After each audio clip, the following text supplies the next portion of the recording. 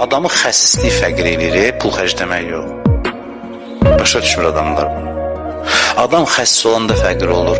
Allah deyir, əsirgədin, ruzu mənim əlimdə, necə bura görüm. Əsirgədin, xərcləyəndə pul azalmır. Xəsis adamların pul azalır. Vallah, billah, necə handısim, necə deyim. Kim xəsis olsa zəll olar, fəqir olar. Allahın zarafatı yoxdur heç kimdə. Allah yolunda xərcləməsə bir insan, bir mömin malını ən yaxşı halda fəqir olar.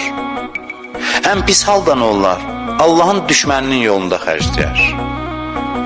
Əli əleyhissalamın yolunda xərclənməyən Hüseynin öldürülməyi yolunda silahlara pul verirdilər.